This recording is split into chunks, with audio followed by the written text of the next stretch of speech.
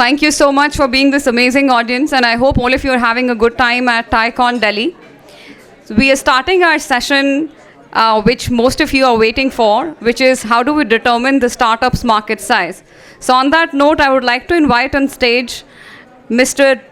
Dr.Ritesh Malik, founder Nebula Holdings and founder Trustee Plaksha University, who's also the chair for the panel. Mr. Suumit Shah, founder Dukaan. Mr. Alok Bansal, CEO BuildMyInfra. Mr. Ashish Wadhwani, co-founder and managing partner IvyCap Ventures. And Ms. Ritu Jain, founder Srishti Consulting. Welcome all of you on the stage. And from here on, I give it to you, Dr. Ritesh Malik.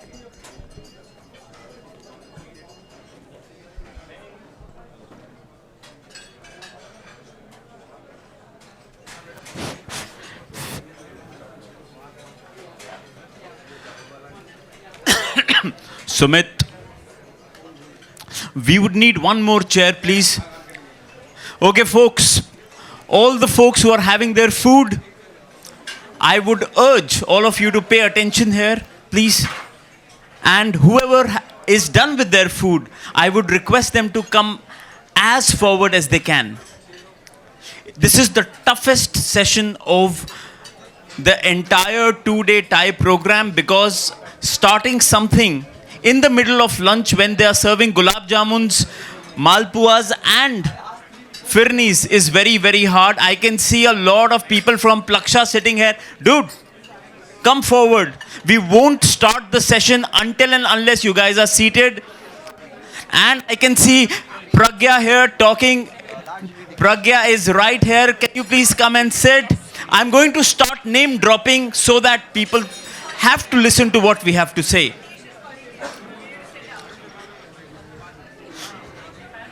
And by the way, all of you should have the chocolate mousse. The interesting part is usually chocolate mousse has eggs. I'm a vegetarian, so this time it is eggless. So thank you very much, folks, for coming forward. This is a very, very interesting session and a session which is very relevant for founders who are planning to start up and for founders who are in the business of raising capital. I have Suumit. I'm very grateful to have a phenomenal panel here. And Suumit runs Dukaan. I will have all of you introduce yourself first for 30 seconds, please. Hi everyone, I'm Ashish Wadhwani. I am the co-founder and managing partner of IvyCap Ventures. Hi everyone, Alok Bansal this side. We run a company called BuildMyInfra where we have the platform as well. We are scaling to help end-to-end solution in warehouses, infrastructure, factories, retail and cold chain. And on our platform we have listed around 6,000 products, 1,000 plus partners, 100 crore plus square feet listed with 80 categories. This introduction is important because then if we are talking about market scaling up or market segmentation, then a company who is having so many categories, so obviously target segmentation becomes very important, and that I would like to share with you. Hi, my name is Ritu Jain. I'm founder of Srishti Consulting. It's a business advisory and consulting firm. We work with MSMEs and startups in their business planning and growth consulting services. We help companies with their product market fit, guide them on the journey to product market fit in the product management, managing the product management cycle, as well as in their growth journey. Hi, I'm Suumit. I'm the founder of Dukaan, a platform which allows you to launch your own e-commerce store. So people who don't want to pay, like 30-40% commissions to the marketplaces, we help them to create their own e-commerce sites. Great. So we have a venture fund. We have a B2B startup, SaaS startup. We have a consultant, and we have a young dynamic founder, Suumit. So we have a very interesting panel out here, and I'll start with something very interesting. I am a second-time founder, and when you start a business, I'll just stand up for this one. When you start a business, the first thing that you think about is not the market. I started a business, and I never cared about what my market would be. My question to all of you, the first question is, how important it is for founders to think about TAM, for founders to think about market size, and do you think first-time founders pay enough heed to that, and is it important or not? No, absolutely important. You can look at it from a pure passion side, in which case you say, I got to build this and I don't care what the outcome is. That's one way of doing it, and which is a perfectly valid way of entrepreneurship. But in most cases, you need to go raise money, you need to decide whether it is something that you want to do in life, and therefore market size becomes important because, as I was saying to somebody at lunch, depends on the aspiration, right? If I want to be a billion-dollar company, or if I say that I want to be, 10 billion, then I need to obviously think of my market and my innovation in the context of that size. But if I am happy to be let's say a neighborhood kirana shop, then my neighborhood colony is fine for me. So, it depends on the context and the size of your aspiration. So Alok, when you started your business, did you first see what market are you looking into, or you just thought that, okay, this is the area of my interest and I just want to start in this? So luckily I come with the corporate background. I worked as a CEO in DTDC. So when you come with the strong background, then you know from where to start. That helped me. Because my goal was clear, I needed to run the profitable company, and then who are my client segment, because I was somehow serving them into different angle, into logistics and operations. But I would say three lines. One is that we are talking about TAM, SAM and SOM. So just for the founders, TAM is the total addressable market. Suppose you have 100% market cap, so what should be the size? SAM is a part of TAM. As per your capability, how much you are going to acquire or you can acquire. And third is with the current capabilities, what could be the SAM. So SAM is a part of SOM. These things are not relevant, founders feel, when they start, because this is of utter passion that they like to start. They are clear what I am making.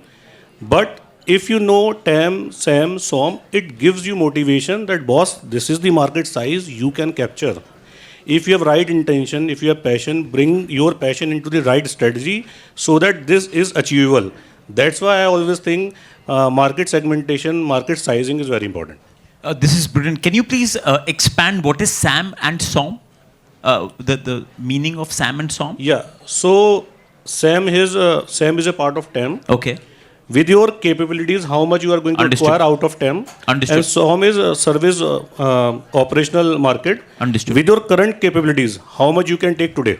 Understood. Whatever you have, your finances or your team, your capabilities. Understood. No, this is great. Thank you. Ritu, when it comes to addressing a market, how can founders find what is the market size of the opportunity they are trying to pursue? Well, there are different ways how you can, determine the size of your market. Well, it starts with who is your customer. So the first thing that any founder has to identify is whatever product or service that you may be building, who is willing to shell out money for my product. So who is comfortable to pay X amount, whatever is the amount. So that becomes your ideal customer. So then you build a profile of that ideal customer, that, okay, fine, this is how my ideal customer lives in this city, is of this age, has this particular lifestyle, works in so-and-so industry, or whatever may be your product. According to that, you have to build that. Once you have a fair idea of who your customer is, then it begins, then the search begins as in how many such customers are there out there. Now, how do you do that? Now, typically there are two ways of doing it. One is the top-down approach, which is when you look at the complete market, the industry, when you look at the industry level, okay, fine, say my product is a pharma product. So then how big is the pharma market? Now within the pharma market, which segment is my product going to cater to? What is the size of that particular segment? How many, say, companies are there? How many users are there? Of what profile? Suppose you are looking at IT managers in pharma companies. Then how many such IT managers would be there? So basically you look at what is the geography that would be of interest to you. Is it locally in the same country, or you want to go global? Then what kind of countries would be would be interested in that kind of a product that you are offering, where you have a acceptability of your product. And then you come down. That is basically the top-down approach. The second approach is the bottoms-up approach, where you typically look at if I am in this particular market, who are the other competitors that are existing in this particular market, whichever market I'm going to be playing into. Say I am making X amount of revenue, or I'm just starting off. Even if I'm starting off, then the existing players, what is the revenue of those existing players? It could be in terms of revenue, it could be in terms of the units or the number of users that they are having. So that's when you have a bottoms-up approach where you put together the entire market and then you build that, okay, fine, this is how the total market looks like. Typically, when you have to identify the size of your market, it will be a cross-section of the two approaches. It cannot be one or the other. You have to consider both, and somewhere in the between, you will find the answer to what is the typical market size for your product or offering. This is great. Thank you very much for enlightening us. Sumit bhai, you have an amazing story. You started literally from scratch. आप कहाँ से आते हैं? एक बार आप सबको बताएंगे? Okay, my hometown is near Satara in Maharashtra. So yeah, that's where I belong to. I started during peak lockdown, I guess. And जब चालू किया था तो ये TAM, SAM, SOM कुछ idea था? No, nothing. So tell us more about, and what was the last valuation of Dukaan? $73 million. $73 million. मतलब. So I think like early stage mein, as a founder, you just have to figure out like whether this is a big market or no. It's a binary answer. If it is big, then you start building, and then you know like. Then you go for like things like fundraising and all that, where you have to explain all this market size and all that. But again, this is not one-time activity, right? Like the market size itself keeps expanding like crazy. Like for example, if I speak about AI, now that is going to change, like dynamics for like hundreds of industries, and industries could, expand or like contract based upon, how people react to the new change. So yeah, while the number is important, but as a founder, I don't think like it's that important. If you know that, okay, itna to banega hi already. So this is something which is very interesting. I've invested in 127 startups. A very interesting thing that I've noticed is that TAM is a function of ambition of the founder. We have a founder who was just here called Akshay. He runs a company called Leverage EDU. I was his first angel investor. I think we invested at an 8 crore valuation. So what happened that I said, यार मतलब what is the market size and all? कहता sir पता नहीं है. बस ये पता है कि है ना startup industry का ना शाहरुख खान बनना है. तो मैंने कहा यार मतलब this is very cool, but like what do you want to be? कहता सर ये भी नहीं पता. But ये है कि सर कुछ बड़ा करना है. And I realized he started with a very very small non-tech TAM, and today finally सब लोग है ना lending पे आ जाते हैं. So now he's basically a lender for educational loans and all. But the whole idea, there's another perspective to it, that a lot of founders find their TAM by entering. Example, Ritesh, when it came to hotels, he thought that वो TAM उसके लिए वो भी छोटा है. So what he started co-working, he started various other businesses. So this is very interesting. Coming to you, Ashish sir, so a lot of founders are bootstrapped. They don't have a lot of money to invest for consulting agencies to figure out what their TAM is. What is the easiest and the most inexpensive way to figure out what your market size is? No, I don't think at that stage you need to employ a consultant. In fact, you shouldn't, because unless you know the market yourself, there's no point in getting that answer from somebody else. And I'm with you that it's not the preciseness of the math. I think in India, everyone is very quant oriented. So is my maths better than somebody else's? That's not the idea. The idea is, have you got a market size with your idea or product or service which is large enough to fulfill your aspirations and to attract investors and so on and so forth. Now, what I would advise, and I think a lot of insight in this is, other than the number, whether it's, like you said, it's binary, right? Where I want to do it or I don't want to do it. I want to invest in this size or I don't want to invest in. I think the main insights that come in this exercise is through the process. Because unless you think about the ideal customer profile, and right now you don't even know who's your, you have an idea who your customer might be. So go speak to customers, go visit, wherever if it's a consumer product, wherever it is done, go speak to experts if it's a B2B, how they are buying. Unless you speak to your customers and clients and then try to understand where does my idea fit into which kind of customer? That is the great insight that you will have, and that is what will help you in building the business and convincing others about your business. That's my take. Oh, this is amazing. And, Thank you. and I just want to add like couple of things you can do. For example, there are like a lot of tools which will give you the data about which keyword is being searched for how many times. So for example, if I want to start something in a jewelry business, I would just go on tools like Ahref. I will just put the seed keyword, then I will get to know, okay, there is a 9 million searches happening for the jewelry business. Now you can back calculate कि 2000 रुपए का ticket size है. These many people are searching for that. So how much this particular person would be making? So these kind of. Yeah, you should use surrogates. If I'm targeting, this kind of a product, what are the other related kind of things that they're doing, web searches. So again, the problem with web searches is that it speaks to a smaller size because only of the online part of it, right? You may miss out the others, and then you start defining your market only as online. Not necessarily true. Now, in all this, we are forgetting a completely different type of founder, where you are trying to create a market which does not exist, right?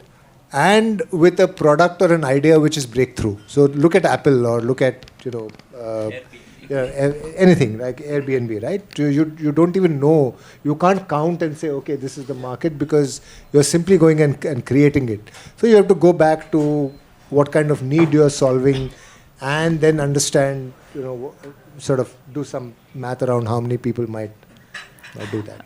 Absolutely. No, I think this is phenomenal. Alok, coming to you, in terms of one of the biggest challenges, and 9 out of 10 startups in India fail, the biggest reason is they do not find the right product market fit.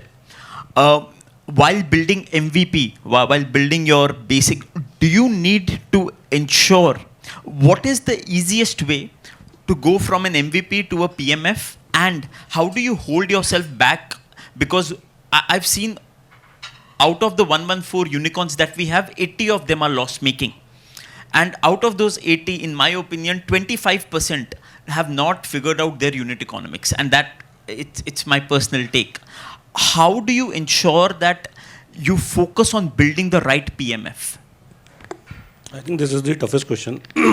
How did you know it? Yeah, I would like to answer. Sometime when we start, we make products, what we feel, this is going to work. These are the problem statements. And then we stem by ourselves, and then we like to make MVP or maybe your product selling. But I think from our learnings, because we have made a platform, we introduce certain categories, then we realize what went wrong, what went right. And till the next year when we got the real funding, because at the time of funding you get to know various questions, and then you are scanned for all of the things, then we realize. So my thing is, when you are developing a concept or MVP, you should really know your target segment. आपके client कौन से हैं, what they really need, what their problems are. Don't assume by your experience that whatever you face, these are the common problems. Yes, this could be the benchmark, but second point, you need to talk to your customers. You need to talk to various people, how they feel, what they are feeling, what they are requiring, what should be the solution, because this gives you the clarity of what exactly they need. If your solution is not meeting the requirement, there is no point you invest thousands, millions or billions. But if you start with one feature, one category, if it is meeting the direct requirement or problem area of the client, it will do a lot of wonders. And then once you are successful in meeting one problem or one solution, then you should expand yourself to other things. That I really mean. Understood. Ritu, you've seen so many startups. Do investors pay a lot of attention to the market size in early stage? And this is for both Ashish and Ritu. So I'll say that when it comes to fundraising, so what is important from the investor's point of view, and you can correct me if I'm wrong, is that what is the scalability that can be achieved by this particular startup? While you may start off with, because whether we may like it or not, investors would be interested in what is the exit that they will get. An exit will come only if there is a certain scale that the startup achieves. So for that, while, as was earlier said, that if you want to be the kirana store of your neighborhood, then it is fine. Then you might not even need to go to the investors. But if you are reaching out there, then that means you are willing to going at a particular scale, at a certain scale. And for that scale, you have to basically get a judgment for yourself, not for anyone else, that how big am I going to be in this? Am I going to be contributing 10% to this? Am I contributing 25% to this market? Am I contributing 1% to this market, 0.5% to this market? So that I'm not saying that you should have the exact figure with you, but you should have a rough estimate with you, because this one is for the investors, the other is for yourself as a founder also. That gives you a perspective, that where do I stand in this? So how, and there's another aspect to it. Now, if you feel that you are going to be 25% of the market, there is a certain element of arrogance at times that comes in, right? So at an early stage, that may not be a good sign. Now, so that's a fair judgment that you do for yourself, that this is where I am standing and this is where I have to go. So that gives you that path, that from here to there. So that understanding, I believe, is important, and investors will always value that. You can show that journey to the investors, and Ashish, you can add more on this. No, I think you're right. For investors, it's important. I'll illustrate it for you. We have a company called Egos, and I think there are like 40 crore eggs that get sold every day in India, right? But anyway, market is fragmented. But there's another company in Taiwan, which is, say, 15, 20 years old. They've built an egg products brand, egg and egg products both. Now, they were about 15, 16 million, EBITDA positive, growing at 5%, right? And here we are in a market which sells about 40 crore eggs a day, where this company is 100 crores, loss-making. Now the question is, even as an investor, which one would you pay more for, right? And it's very clear, because if this company has proven unit economics and you pump enough money into it, you can clearly see that it will be 10x the size of the Taiwanese company.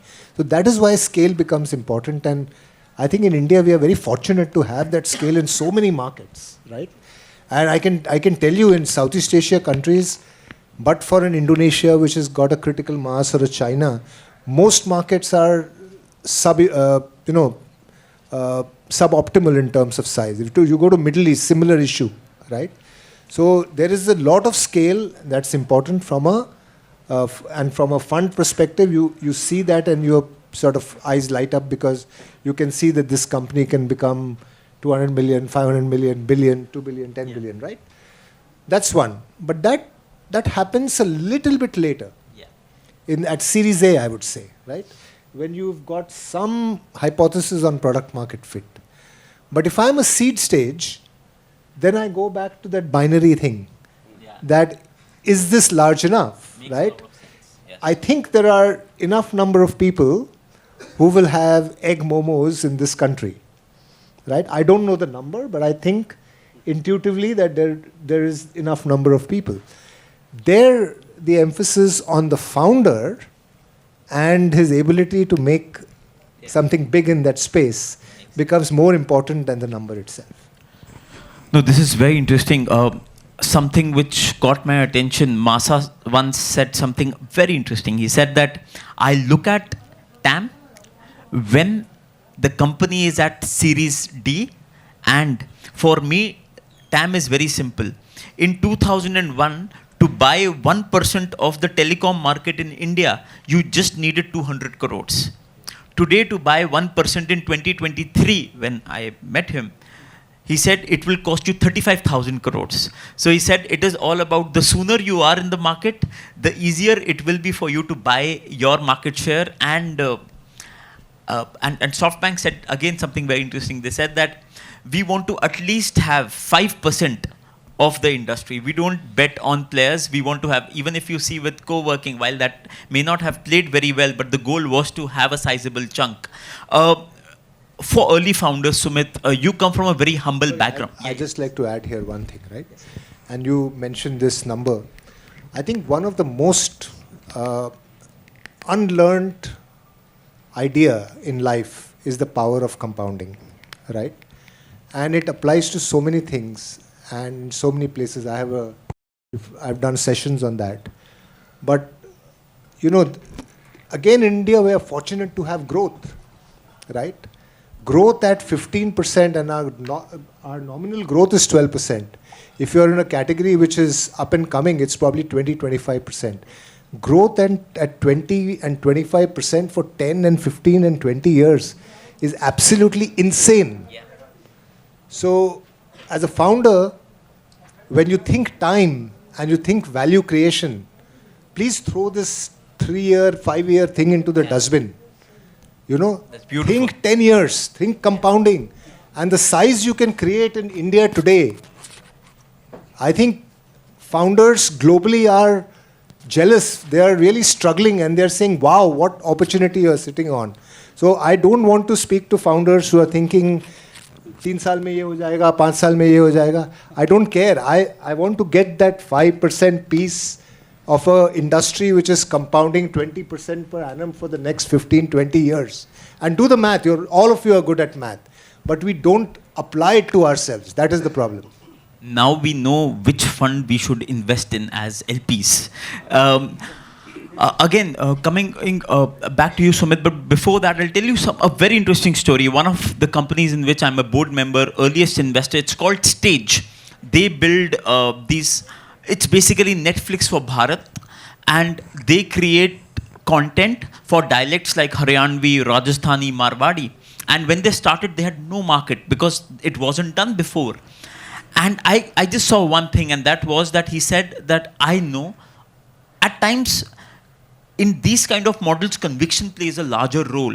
So on that, Suumit, coming to you, you hail from a very humble background. You should tell them your background, and this will help. I met a founder today, and he told me that I don't have access. I said, you should meet Suumit. अगर किसी को access की problem है, तो पहले सुमित से मिलो, उससे मिलके आपको inspiration होगी. He comes from a very humble background. First, tell about your story. The second piece is, when did you know that you have achieved your product market fit? Okay, I think like the story starts in the first year of engineering itself, where I realized like how important the money part is for life. Because my dad used to work somewhere like in शादी का कार्यालय वगैरह सब कुछ होता है ना उसमें. So I started going out in MIDCs on cycle, asking everybody door to door, like, do you want a website? Do you want a website? There I got first customer, and once you आपकी उम्र कितनी है? अभी मेरा 33 है. हाँ. But और आपने ये कब किया था? This is like first year of engineering. Wow. Yeah, so I got my first customer. He paid like 7,000 rupees, and then there's no go back. Like once you start making money, then you just get addicted to it. You just want to like make more of it. So मैं like बेच रहा था सारे website and all that. And while there were like these inter-college competitions, तो मान के चलो कि like 5 people are like coding and something like that. So one guy will ask me ki, okay, how much you make? I said like I make 15,000 rupees. Now that 15,000 rupees amount is big because that's what you get just in case if you get placement in 4th year, which I was making in the first year itself. Then this guy said like, कुछ नहीं है, मैं तो $2,000 बना रहा हूँ per month के. I said first of all like how you are making in dollars. There I got to know about the PayPal, like how people can transfer money from outside countries and all that. But the interesting part, or like my most obvious question is like how? Is like I'm doing this SEO, like I rank my website across like Google for like multiple keywords, and I will promote like different companies. These companies will pay me commission for whatever. But interesting part for me to notice was like this guy is not even going in the sun. He's sitting in the hostel room. He's making like 10 times more money than me, and that is just scaling. While I am depending upon the fact कि like इसको website बना होगा 3 बार उसके जाके मिल लो ठीक है नहीं बोला, those kind of things. So I think having that understanding of what to work upon is the most important part. Then all this like market size and all that will come in the picture. But I won't go like too detail in the story. But 4th year engineering में I made $1 million in the 4th year of engineering itself. There I realized like that number is just growing as a like it's just like number which is growing. मैं तभी बड़ा पाव खा रहा था, अभी बड़ा पाव खा रहा हूँ करके, right? So I think that's the story. And then I entered in this whole Indian tech startup ecosystem with the first company called Tiny Owl. So I was the 6th guy after like 5 co-founders. तो वहाँ से I think I started learning about all this. Amazing. No, we're very proud of you. You should know that. Okay. Before we open up to the audience, on market size, and this is my personal opinion, we run a co-working space called Innovate. And when we started, I'm a medical doctor, used to work at Gangaram Hospital. No idea about market. So the question is, market होती क्या ये भी नहीं पता था. हमारे घर में सब डॉक्टर हैं. Business किसी ने किया नहीं था. We started with one co-working space in Connaught Place, and हमारा 5 साल का प्लान था कि हमें 3 बनाने हैं. एंड 3 बनाने के लिए हमें जितना पैसा चाहिए था उतने पैसे के लिए हम लोग विजय सर के पास गए और वाईसी के पास गए. वाई कॉम्बिनेटर ने कहा यार तुम ना 500 बनाओ. And I realized one thing, market at times is also a function of your exposure, how many people you meet. And when I went there, Sam Altman उस टाइम पे वहाँ पे प्रेसिडेंट थे, so he asked me that तुम 3 बनाना चाहते हो, have you lost your mind? Opportunity है 500 बनाने की. And I said, मैं हंस दिया. मैंने कहा यार मतलब क्योंकि हमें अपनी औकात का भी पता है और हमने कहा ऐसे ही बोल रहे होंगे ये. And then at that point in time I met Brian Chesky, Airbnb. He told कि यार 1000 बना सकते हैं. तो मैंने कहा यार ये 500,000 की बात कर रहे हैं. तो मैं सुमित मेरा जो को फाउंडर, मैंने उसको कहा, मैंने कहा मेरे को लगता है हम भी 7-8 बना लेंगे. and at times with most of the founders what I've realized is that market is all about a function of your exposure and your grit and your hope. By the end of the day it is all about and also it's a mixture of your passion. If you start जैसे sir, because you were very fortunate because you were CEO in a company. हमारे को तो अभी आपने time और ये सब बोला ना, हमारे को टैम अभी 2 साल पहले पता चला जब हम कंपनी बेच रहे थे. हमारे को ये भी नहीं पता बिजनेस चलाते कैसे थे. So I realized one thing, people like us are lucky कि वो उस मार्केट में थे जो 35% कैगर के साथ ग्रो हो रही थी. But finding your passion and matching it, the 3 things: what people will pay for, what do you love doing, and what is it that is innate in you. If you match these 3 things, the right product market fit hits in.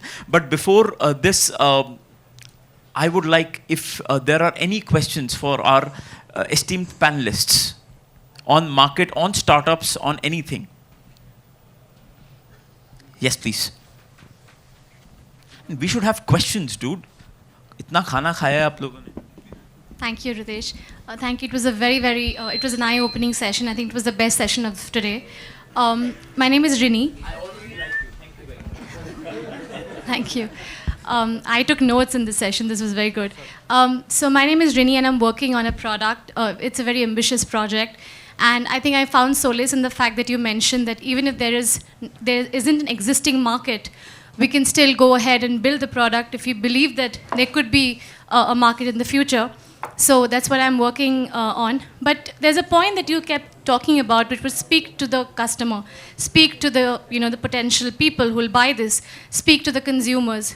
So if there's a market that's not existing yet, but it's going to blow up later, how do we go speak to those people? How do we, is there a way to do this? As Henry Ford rightly says, that if I had asked my customers what do they want, they would have told that we want faster horses. So it's a very important one, but if you can just take it. No, I think, again, it goes back, you obviously have to sell to somebody and you have to fulfill some need.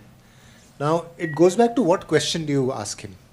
If you ask him how many cars that you need when he's riding horses, he'll say 0, obviously, right? But if you have to ask him, understand his need gap, right? Understand his problem.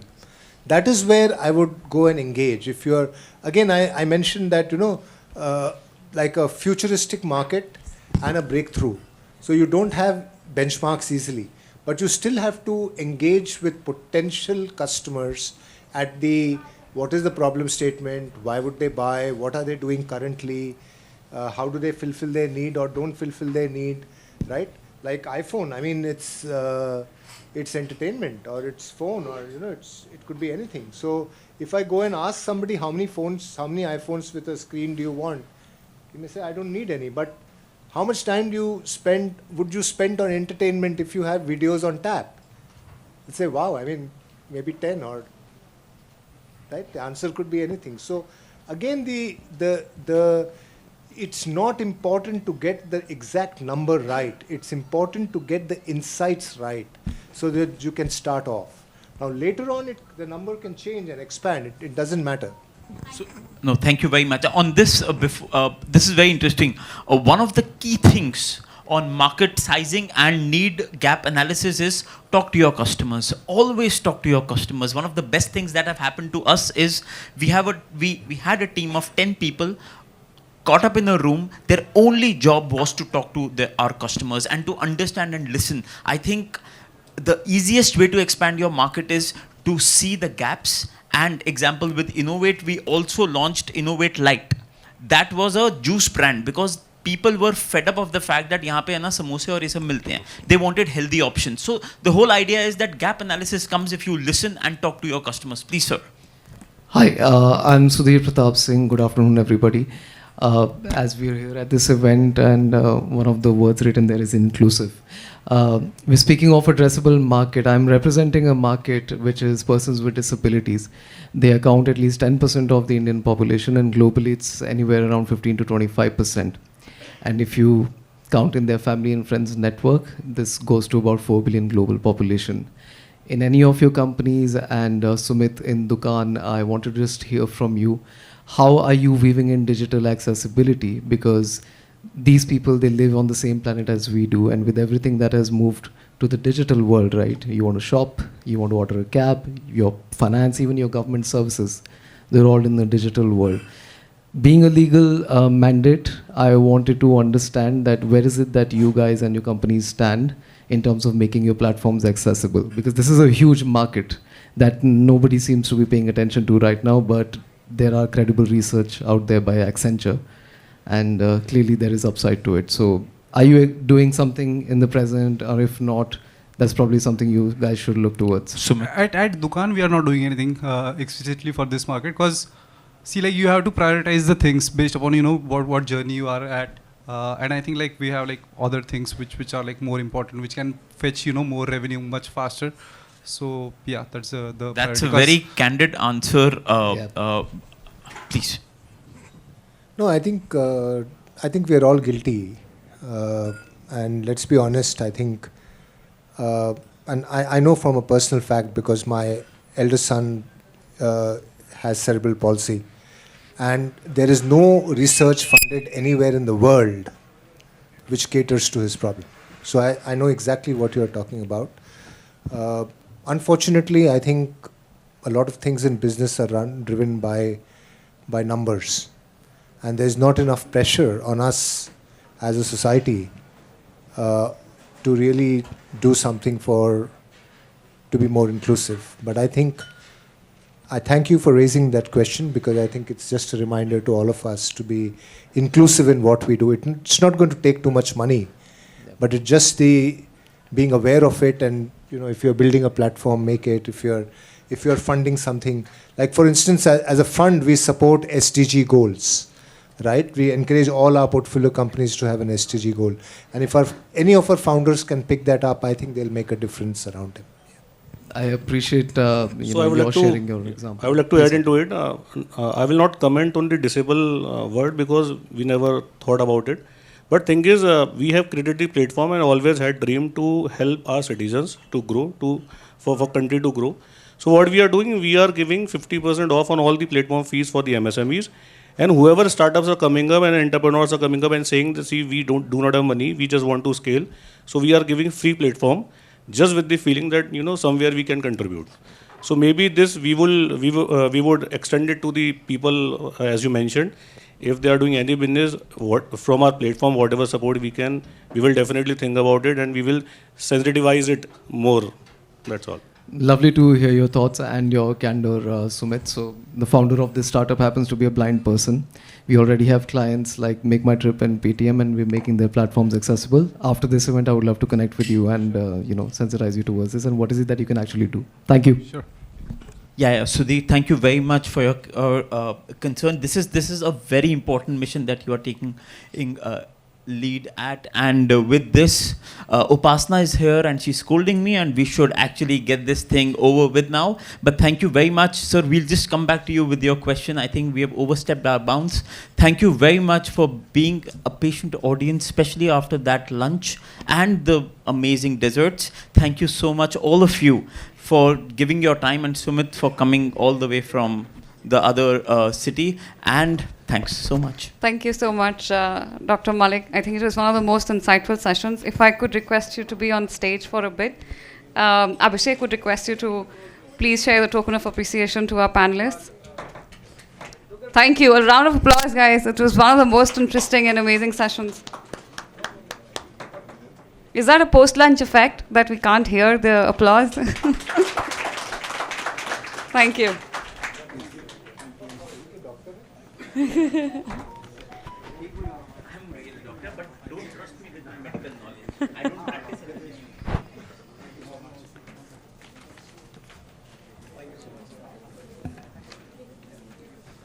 Thank you. Thank you so much.